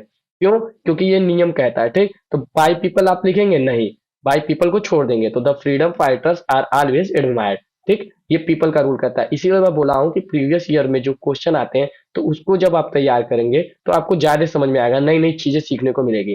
फिर उसके बाद नेक्स्ट सेंटेंस जो है, ये हमारा चौथा भी हो गया। नेक्स्ट सेंटेंस है पांचवा कि they will finish their work. तो अब इसमें जो टेंस है वो फ्यूचर इंडिफिनिट है, क्योंकि विल से हमको पता चल गया विल और वर्ब की फर्स्ट फॉर्म है, इसका मतलब फ्यूचर इंडिफिनिट है। और जब फ्यूचर इंडिफिनिट का हम एक्टिव से पैसिव बनाएंगे तो कैसे बनाएंगे? सबसे पहले हम किसको ढूंढेंगे? वर्ब को। किसको? वर्ब को। वर्ब क्या है? फिनिश। फिनिश मतलब होता है खत्म करना। क्या खत्म करता है? देयर वर्क, अपना काम। तो इसको हम बनाएंगे सब्जेक्ट, तो हो जाएगा आपका देयर वर्क, ठीक। Their work. अब फिर उसके बाद विल है तो विल को हम सीधे लिख देंगे। अब मैं बोला था कि जब पैसिव वॉइस बनाएंगे तो विल के साथ लग जाता है बी, तो their work will be. Finish का थर्ड फॉर्म हो जाएगा फिनिश्ड। फिनिश्ड। और टुमारो है तो आपका हो जाएगा टुमारो, ठीक। टुमारो। और बाई, ठीक। और दे का ऑब्जेक्टिव केस होगा क्या? देम, ठीक। होपफुली आपको समझ में आएगा। Their work will be finish tomorrow bye them. आप कॉपी पेन से बनाएंगे और देखेंगे तो आपके दिमाग में फिट हो जाएगा क्लास में, ठीक। अब चलते हैं नेक्स्ट, ठीक। अब यहाँ पे दिया हुआ है कि please walk on the right. क्या दिया है? Please walk on the right. तो अब देखिए प्लीज से शुरुआत हो गया, ये भी इंपरेटिव सेंटेंस में मैं पढ़ाया था कि प्लीज वाले सेंटेंसेस को कैसे बनाना है। सिंपली आपको क्या करना है कि प्लीज को चेंज कर देना है you are, you are requested, you are requested, requested to में। प्लीज को किस में चेंज कर दिए? यू आर रिक्वेस्टेड टू में, ted, sorry, T U R E Q U E S T D होता है ना, रिक्वेस्टेड टू। और फिर उसके बाद जैसे सेंटेंस है उसको लिख दीजिए walk on the right. Hopefully समझ में आ रहा होगा। मैं बोला था क्या कि जैसे ही आपको प्लीज वाले सेंटेंस दिखे, मतलब इम्परेटिव सेंटेंस में प्लीज वाले दिखे, तो हमको प्लीज में चेंज करना किस में है? यू आर रिक्वेस्टेड टू में। और जैसे सेंटेंस लिखा है सेम वैसे लिख दीजिए वॉक ऑन द राइट, तो वॉक ऑन द राइट मेरा पैसिव वॉइस बन गया। फिर उसके बाद देखिए यहाँ पे सेंटेंस है, तो मैं यहाँ पे हेल्पिंग वर्ब देखा इज, और वर्ब की आईएनजी फॉर्म, मतलब हेल्पिंग आया है तो वर्ब के साथ आईएनजी फॉर्म आई है, मतलब कि ये टेंस कौन सा होगा? तो आप कहेंगे कि सर ये तो टेंस होगा प्रेजेंट कंटिन्यूअस। अब प्रेजेंट कंटिन्यूअस का कैसे बनाते हैं? तो प्रेजेंट कंटिन्यूअस का सबसे पहले हम ऑब्जेक्ट ढूंढेंगे। हेल्प मतलब होता है सहायता करना, किसकी सहायता करता है? अपने भाई की। तो हम इसको बनाएंगे, इसको बनाएंगे हम हिज ब्रदर को। सबसे पहले क्या बनाएंगे? सब्जेक्ट, तो लिखेंगे हिज ब्रदर, ठीक। हिज ब्रदर, ठीक। अब फिर उसके बाद हेल्पिंग वर्ब इज का प्रयोग करेंगे, इज एम आर में से। और क्योंकि ये प्रेजेंट कंटिन्यूअस है तो इज के साथ हमको बीइंग का भी प्रयोग करना पड़ेगा, ठीक। His brother is being, help की थर्ड फॉर्म हो जाएगी helped, is his brother is being helped, ठीक, बाई, ही का हो जाएगा हिम। तो फुली आपको एकदम समझ में आया होगा। फिर उसके बाद नेक्स्ट सेंटेंस में चलते हैं। ये फिर से सेंटेंस देखिए, प्रेजेंट इंडिफिनिट के कितने सेंटेंसेस प्रीवियस ईयर में आए हुए हैं। अब टीच को देखते ही हमको पता चल गया टीच में ईएस लगा है, तो इसका मतलब ये प्रेजेंट इंडिफिनिट होगा। तो मतलब क्या पढ़ाता है? इंग्लिश। किसको पढ़ाता है? मुझे। तो चाहे मुझे से बनाओ चाहे इंग्लिश से बनाओ, तो अगर मैं मी से बनाता हूं, मतलब मी से सेंटेंस बनाता हूं, तो मी को मुझको बनाना पड़ेगा आई। तो मैं लिखूंगा आई, आई एम, क्योंकि ये प्रेजेंट इंडिफिनिट है तो इसके साथ हेल्पिंग वर्ब लगेगी आई एम, ठीक। टीच की थर्ड फॉर्म हो जाएगी टॉट, टी ए, सॉरी थोड़ा सा इसको इरेज कर देता हूँ, ठीक। T A U G H T, I am taught English, I am taught English by him, ठीक। होपफुली समझ में आया होगा। क्या आप इंग्लिश से बना सकते हैं? हाँ, इंग्लिश से बना सकते हैं। चाहे इंग्लिश से बनाइए चाहे आई से मी से बनाइए, दोनों से बना सकते हैं। अब यहाँ पे चौथा जो सेंटेंस है ये बहुत इंपॉर्टेंट है, डू दिस वर्क। अब इस सेंटेंस को देखेंगे तो आपका थोड़ा सा दिमाग गड़बड़ हो जाएगा। डू दिस वर्क का तो सर पढ़ा ही नहीं थे। अब डू दिस वर्क का जब हम एक्टिव से पैसिव बनाएंगे तो डू दिस वर्क जो है इसमें हम किसी को ऑर्डर दे रहे हैं कि इस कार्य को करो। तो जब ऑर्डर दिया जाता है तो डू दिस वर्क से पहले हम लगा देंगे, जैसे वहां पे प्लीज था तो हम लगाए थे यू आर रिक्वेस्टेड टू। तो जब ऑर्डर दिया जाएगा तो हम लिखेंगे कि you are ordered ordered ordered ठीक, ऑर्डर्ड टू, ठीक, you are ordered to do this work, ठीक। होपफुली आपको समझ में आ रहा होगा, you are order to do this work, ठीक। अब फिर उसके बाद नेक्स्ट सेंटेंस है doctor Mehta teach us physics. अब यहाँ पे टीच में एस देखें, इसका मतलब ये प्रेजेंट इंडेफिनिट है। तो अब इसको बनाएंगे कैसे, सबसे पहले हम लिखेंगे ऑब्जेक्ट को सब्जेक्ट बनाएंगे। तो ऑब्जेक्ट इसमें दो है, एक अस है और एक फिजिक्स है। तो अस को हम बनाएंगे तो लिखेंगे वी आर, ठीक, क्योंकि वी के साथ हेल्पिंग वर्ब क्या लगेगी, आर। वी आर टीच की third form taught, TAUGHT, we are taught, ठीक। फिर उसके बाद फिजिक्स है तो फिजिक्स को लिख दीजिए, physics, you are taught physics by doctor doctor Mehta, doctor Mehta, ठीक। होपफुली आपको एकदम समझ में आया होगा। तो हम पांच इस स्लाइड में, पांच इस स्लाइड में, 10 क्या एक्टिव से पैसिव मतलब जो प्रीवियस ईयर में आए हुए थे 2012 13 14 इसी 17 18, इन सब में इसी टाइप के प्रीवियस ईयर में क्वेश्चन पूछते रहते हैं एक्टिव पैसिव के। जो आपको अगर आराम से, अगर जितना मैं प्रीवियस ईयर का बनाऊंगा उसको और जो प्लेलिस्ट में बनाया वीडियो उसको अगर देख लेंगे तो सारे क्वेश्चन जो है अगर आपके पेपर में आएंगे, एक से दो क्वेश्चन आते हैं तो उसको भी आप इजीली सॉल्व कर लेंगे। तो होपफुली आपको अच्छा लगा होगा, मेरे चैनल से जुड़िए, ठीक। मिलेंगे नेक्स्ट वीडियो में, तब तक के लिए जय हिंद।